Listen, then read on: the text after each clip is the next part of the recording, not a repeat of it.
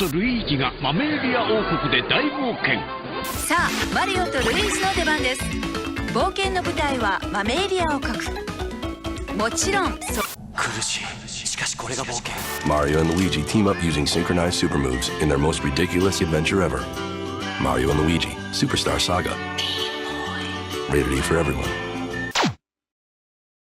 Hi guys, it's Mandy from Mandyleeplays. Today I'm going to do a little retrospective on one of my favorite RPGs of all time, the Mario and Luigi games. Plus Partners in Time. I just don't have a case for it, I just had the cartridge. Now this is gonna be a beefy video, so grab a snack and a drink, get comfortable, and hear me as I fangirl about these games that I love so much. So let's start with the developers, Alphadream, and their history.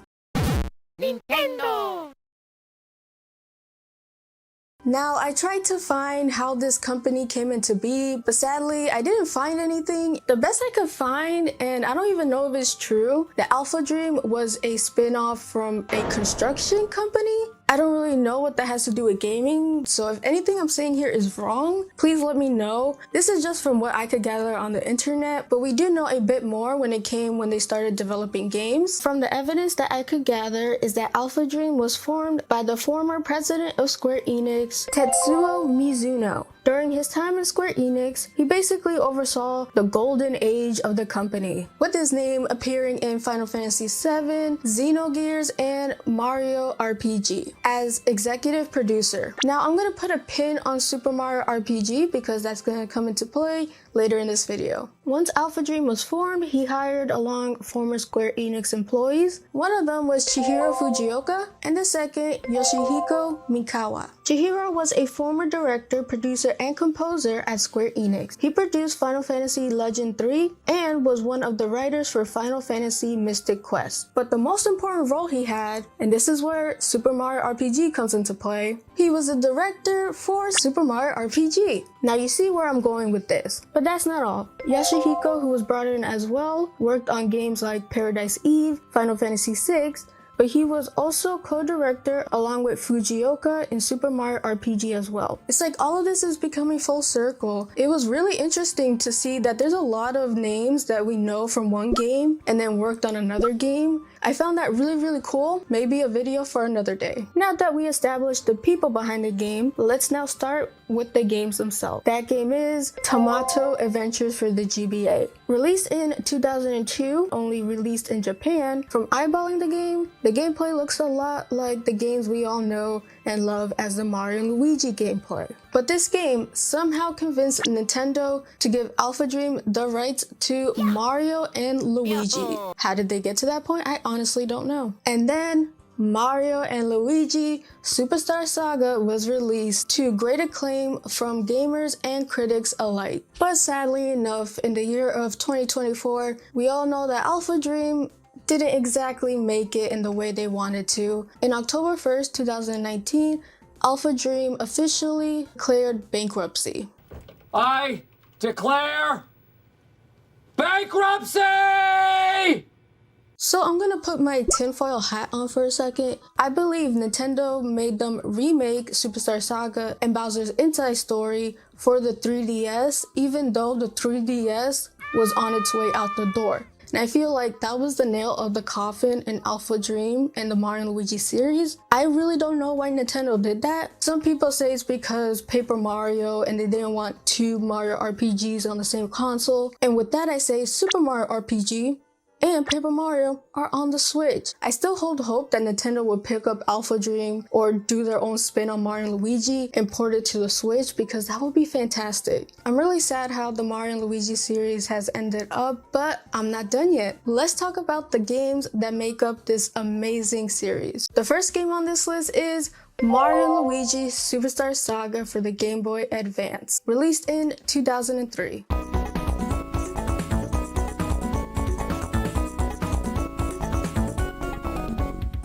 This game marks the first endeavor into a long-running series, pairing Mario and Luigi and their own adventures for the first time as brothers united. It is full of comedic moments between the brothers and the other characters in the plot. Luigi's name is often forgotten and most people just call him Green Mario, which is pretty sad for Luigi, but that's par for the course in these series of games. Luigi tends to be the pun of everybody's joke. Me personally, I love Luigi in these games. He is often portrayed as cowardice, but he is courageous, especially when he's around Mario, and you could feel the brother relationship forming. But of course, Luigi's comedic genius comes out as a result. Am I a fan of slapstick humor? The answer is yes, and I feel like in Superstar Saga, they really went out on all the humor and dialogue. It's so witty and good. But anyways, the plot for Superstar Saga begins with two missionaries from the Bean Kingdom visiting the Mushroom Kingdom. Making a stop at Princess Peach's castle, the missionary presents themselves only for everyone in the castle to get bamboozled. We've been duped! Duped! Bamboozled! We've been smeckledorfed! That's not even a word and I agree with you. Because the missionary is actually the evil Cacaletta and her assistant, Farfel. Now I do want to note that most of the original characters for this game have something to do with laughing, like Cacaletta, like cackling. The villainous duo plan to seal Princess Peach's voice to awaken the almighty Beanstar. But why Peach's voice though? Well, it's because the Beanstar requires a pure and noble soul and a beautiful voice to awaken it. And I guess Princess Peach fits the bill on that. What happens to Peach's voice after it was stolen? To put it simply, her voice becomes explosive.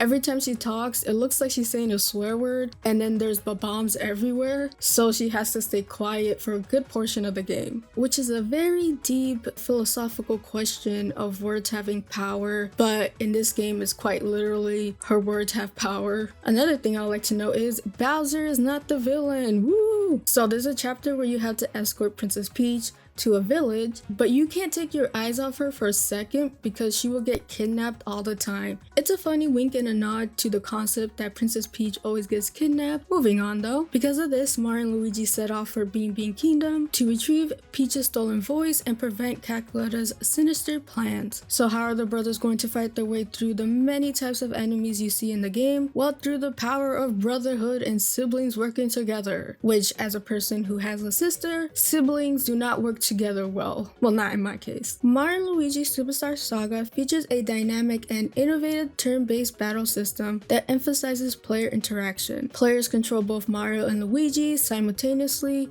during battles, with each brother assigned to a different button. The A button controls Mario and the B button controls Luigi. Timing is crucial as players can execute well-timed button presses to enhance attacks, dodge enemy strikes, but the most important is the use of the bro attack. The bro moves combine the powers of Mario and Luigi into one big attack, assuming you press the buttons on time, of course. Overall though, I love this gameplay a lot. It is very fun and flashy, and throughout the series it gets even more better. Now this is a perfect time for me to mention this, but Superstar Saga had a remake released in 2017 for the Nintendo 3DS. This remake features updated graphics, quality of life changes such as the ability to save anywhere, but the biggest difference is the inclusion of the Minion Quest storyline, which is entirely optional. Thank God. I did not enjoy that minigame at all. That game mode features its own plot and gameplay mechanics to explore. These events basically run parallel to the main story. Basically, the setup is that you take on the role of Captain Goomba, leading the squad of loyal minions to rescue Bowser. Now, if you're playing Superstar Saga, Bowser gets into a bit of a pickle with losing his memories and just being lost. So yeah, it's basically a wild goose chase to find Bowser. Alright, now for my opinions on Superstar Saga. I love the writing and humor. It was pretty easy as an RPG. It was pretty short as well. The boss battles were really cool. Overall though, Superstar Saga sets the groundwork for future titles and created a framework that Alphadream can improve on. And improve they did. After one Hamtaro game later,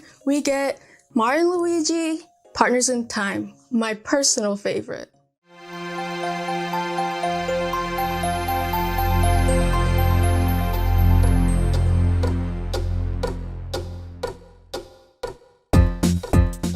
Now this entry is kind of weird because a lot of people don't really like it, but I love it. Partners in Time has to be the most ambitious story in the series, and it improves on a lot of things that were missing in Superstar Saga. So can we stop the hate for Partners in Time? I think even Nintendo doesn't like it because they legit skipped Partners in Time for a remake on the 3DS and went straight to Bowser's Inside Story. And no, I am not over this. I am still mad. But that's besides the point. It's one of those important questions in my head. What is the meaning of the universe? Where do we go when we're dead? And why did Nintendo skip Partners in Time? But I do have a copy of my DS version and it's fantastic. But let's get back on track because it's Partners in Time, time to shine.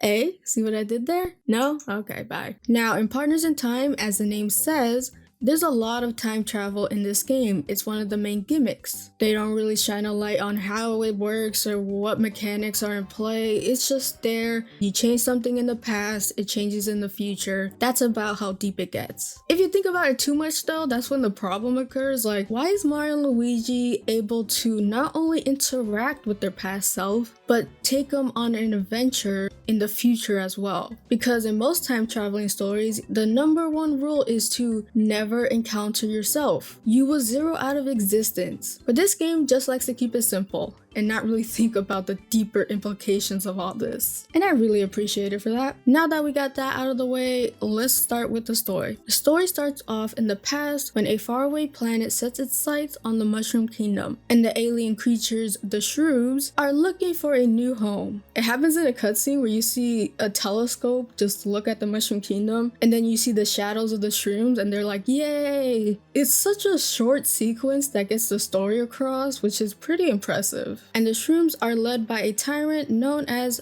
Princess Shroom. Now, between the time travel and the aliens, this game is going really hard on the sci-fi elements, which I love to see. So the invasion begins and Baby Mario and Baby Luigi have to fight off the Shrooms, and they have to buy time to get baby Princess Peach to safety. Now, I love this aspect where Toadsworth is super protective over baby Peach, and the poor guy is trying to do the most with what he has. And a funny note is that Princess Peach was a very unruly baby.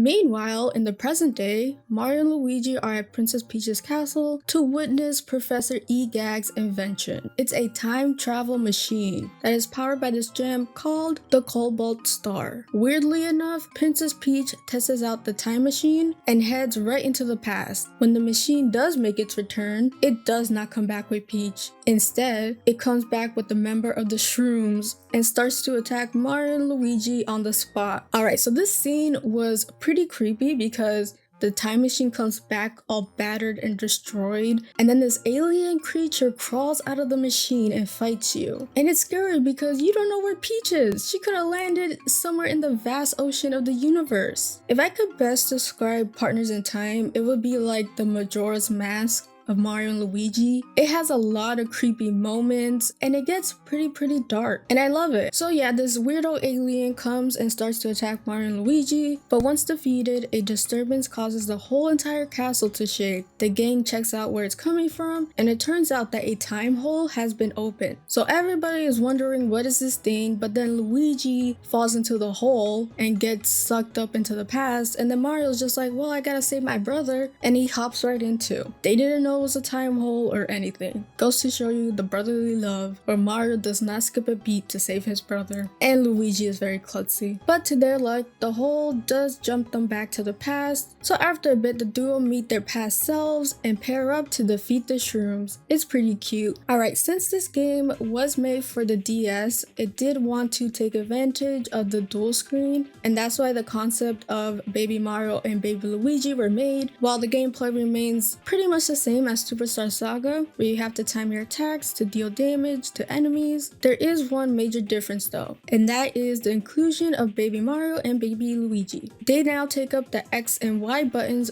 respectively. Also, there is no bro moves in this game. Instead, they have been replaced by the bro items, which are finite attacks that are gained throughout your playthrough. This replaces the entire need for the MP system in the game. Anyways, these babies are not just cute, they are powerful. Baby Mario is on the back of Mario and baby Luigi is on the back of Luigi. With the babies on your back, your attacks become twofold. If you press their respective button, then the Elder Bros button, you get a modified attack, dealing more damage in the process. Now, it's kind of tricky to pull off and your timing has to be really good, but with a bit of practice, the motions will flow. Another thing to note is that when the brothers are paired, the adults take more of the damage. If the adult is KO'd, then that will leave the babies vulnerable to damage. All in all, yeah, this game has flaws. Some might not like the flaws because it could lead to a frustrating time playing the game, but honestly, the gameplay was very smooth. If you played this game and didn't like it, please tell me your reason in the comments down below. I would love to hear it. I like the story a lot, and it has some intense twists you would not expect from a Mario game. And that's a good thing. A Mario game that's not traditionally Mario is still good, if not even better. It feels like your adventure means something. You're defending your planet from this alien invasion and you're going through time. It's pretty hype. And in some parts of the game, things feel very hopeless and sad, and the only things our characters had to do was just press on and try to right the wrongs of the past. But hey, this is not Final Fantasy 16. The game does have its bright spots. It's a Mario and Luigi game. Of course it's gonna have its comedy, witty humor, and just awesome dialogue. It was a very ambitious game to Superstar Saga, and I could really tell that Alphadream was putting their all into this narrative. All in all, it was a fantastic sequel to Superstar Saga. I can't really say the same for the next game on this list. Now, after 2 Hamtaro games, like seriously 2, I guess there was a market for Hamtaro. The third game in this series is Mario and Luigi Bowser's Inside Story for the Nintendo DS.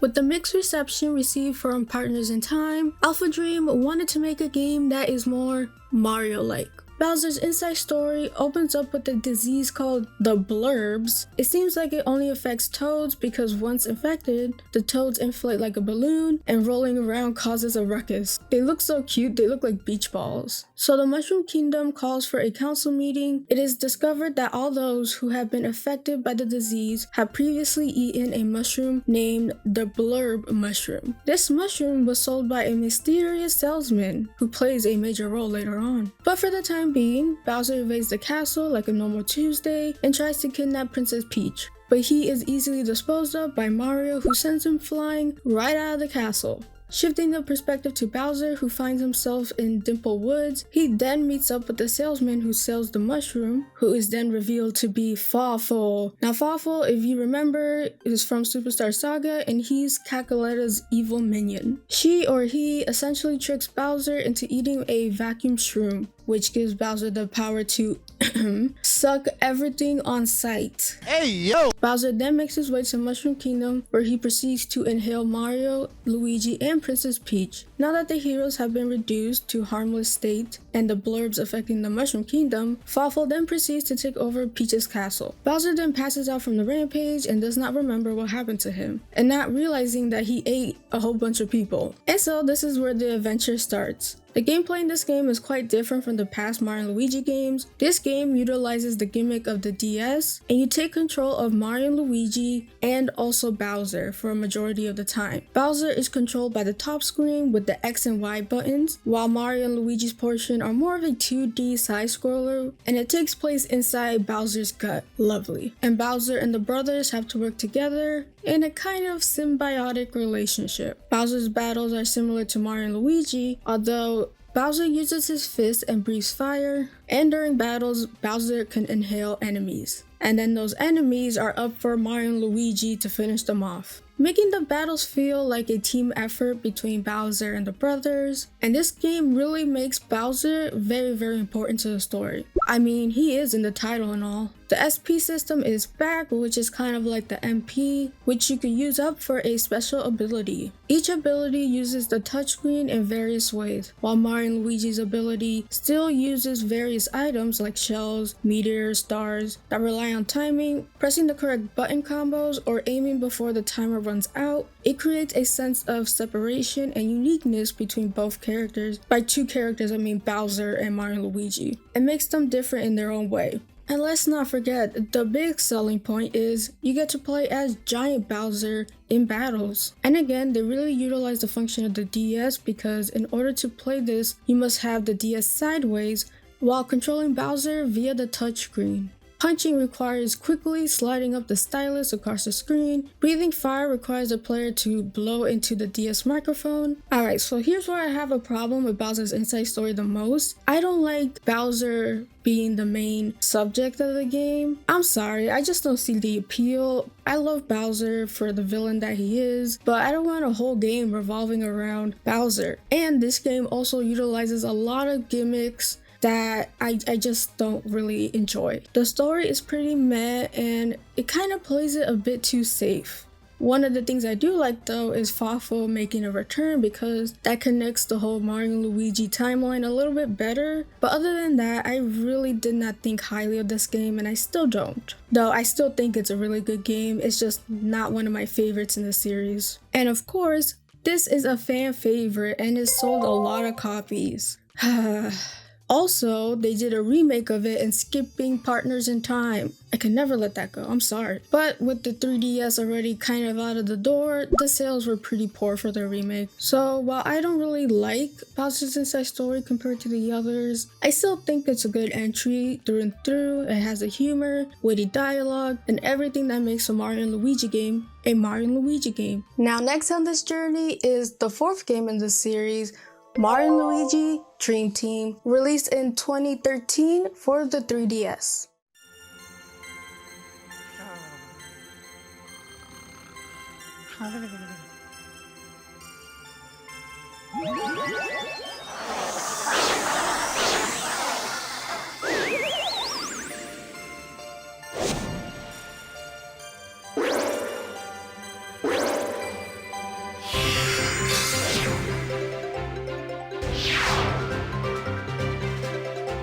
Now, if you love Luigi, then this game is for you. Not only is the central point on Luigi, it also came out during the year of Luigi, which happened throughout all of 2013. Because of this, Luigi has a much bigger purpose in this game than any of the previous games. So the story takes place with Mario and Luigi being invited to visit, I'm going to mispronounce this, Pilio Island, which is kind of like Pillow Island, and with the title being Dream Team, you can already see where this story is going. Without getting ahead of myself like I always do, they are invited to the island by Dr. Snoozemore, who studies the science of sleep on the island. This is due to the island's special power that makes people sleep. I really need to go to this island because my insomnia is getting pretty crazy as of late. When the gang makes their way to the castle, Mario and Luigi go to a room where Peach and Toadsworth mistakenly set off a moving platform that sends them to the ancient pillow ruins that are beneath the castle, only to discover there is a secret collection room from the ancient kingdom. One particular artifact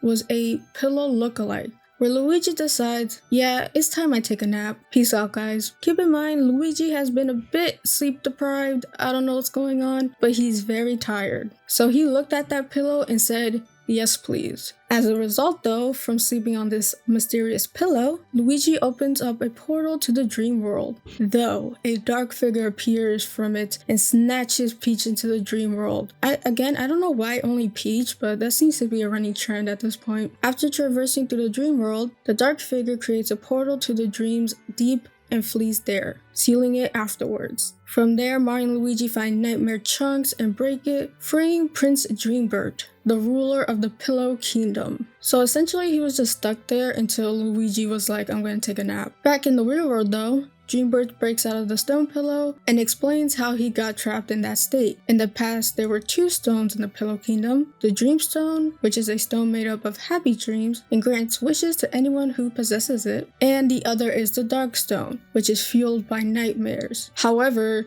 the Bat King, man, I hate his name, he is currently seeking the Dreamstone to fulfill his own wishes and desires. Mario and Luigi must once again go on an adventure to stop the never-ending nightmare. Oh, and to get Peach as well. Now with Mario and Luigi Dream Team, I feel like they got a bit more motivated to tell a more complex story this time around than in Bowser's Inside Story, and I really love it. I like the whole sleep and dream aesthetic going on. And by the way, this game has the most beautiful game art that I've seen in a Mario and Luigi game. It's just so pretty. If you look at all the concept art, it's just really beautiful. I love the color palette. I love the whole dreamy aesthetic going on. It is really pretty. And Dream Team was the first Mario and Luigi game to hit the 3DS. And I also love that this game really puts a spotlight on Luigi. He's kind of like the main MacGuffin of the story, and without him, Mario can't really save Peach or anybody else. And when you think about it, this story revolves around dreams. And what do people do when they dream? They fantasize about things. And even though it's subtle, it tells me a lot about Luigi's mindset and how he looks at Mario. Alrighty, now onto the gameplay. This game is like the other previous Mario and Luigi games, but with a few tweaks. Now, this is where dreamy Luigi comes into play. The gameplay now shifts between a real world and dream world. While Mario is in Luigi's dreams, movement is more of a 2D platformer. Being the dream world of Luigi, he could take over objects and can help affect the area around Mario. So, in order to use these objects, you must touch the screen and mess with the sleepy Luigi, which is pretty weird, not gonna lie. Battles, on the other hand, pretty much remains the same. The dream world battles are different though. While Mario fights alone, he merges with dreamy Luigi. Mario is able to use new abilities, Luiginary attacks, special moves used by Mario to summon several Luidroids. Yeah, that's the name, to help execute the attack. I just loved how creative the attacks could get. It was really fun. But in the real world, the burrow attacks make a return. The last mechanic, which was carried over from Bowser's Inside Story, is the giant battles, though with Luigi this time around. This happens when Luigi gets a stroke of confidence out of nowhere by tapping the L on Luigi's cap in a certain moment. The Luiginoids in the dream world will join with Luigi, causing him to grow into a giant Luigi. Overall, while not as popular as Bowser's Inside Story, Mario and Luigi Dream Team is a treat. I love it so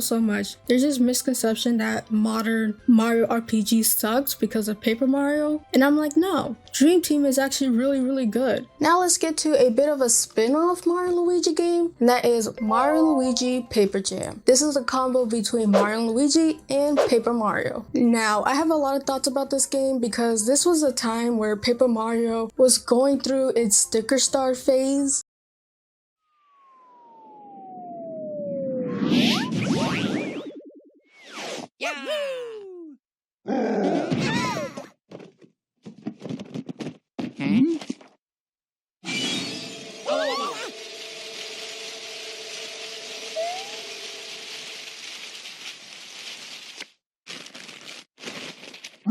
Oh no!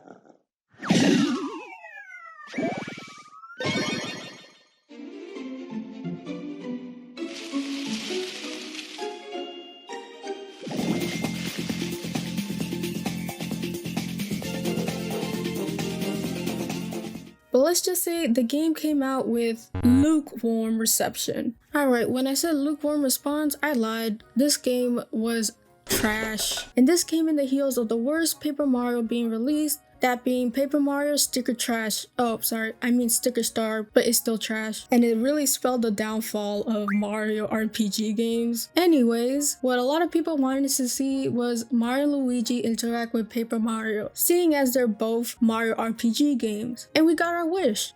just not in the exact way we wanted. Now, I'm not gonna go too deep into this one because honestly, the story is pretty uneventful. The whole game itself is pretty uneventful. But anyways, let me give you the story rundown. In the Mario and Luigi world, we find Luigi helping a toad clean out the attic of Princess Peach's castle. After some hijinks ensue, Luigi accidentally bumps into the bookshelf and knocks down a book that contains all of the Paper Mario universe. Like, okay, I get it. Paper Mario is paper, so being in a book is not that out of pocket, but that's the whole Paper Mario universe in an attic. So the book opens and the whole Paper Mario verse just bursts out into the Mario and Luigi verse. Everything from Toads, Goombas, hell, even the world and environments were let out of the book, all across the Mushroom Kingdom. But most importantly, the paper counterparts of Peach, Bowser, and more importantly, Mario pop out of the book. Peach is met with her paper Peach counterpart, and basically the whole story of this game is Mario and Luigi have to round up all the paper toads scattered throughout the kingdom. Does that sound boring? Good. It should, because it is boring. And I don't know why you got two of the biggest Mario RPG juggernauts in one game and all that they could come up with is this boring plotline. So Bowser and his paper Bowser team up to kidnap the Peaches and merge their armies. You know, boring stuff. God, I want to go back to Dream Team. And just like every game that has a bad story, the gameplay is ironically very good because it includes aspects from Paper Mario in the mix. And while the battles are not the best in the series, in my opinion, it was still pretty creative and it's the only thing that kept me running throughout this stupid story. My overall thoughts about this game is that it's the weakest out of all the games. I love Paper Mario and Mario and Luigi, so seeing as they were going to combine, I was just like, this game is going to be epic. Yeah, it wasn't epic. And it really pains me how noticeable the missed potential is. So I really have nothing else to say about this entry. But overall, the Mario and Luigi series is a fantastic one. It introduces a lot of character, funny humor, and awesome gameplay. And I really love it more than the Paper Mario series, though I really love the Paper Mario series. So that is it for today's video. If you liked it, hit that like button. I worked hard on this video. If you're new, then please consider subscribing if you like what you see. I hope you guys have a beautiful rest of the day, and as always, play a good game. Peace, peace.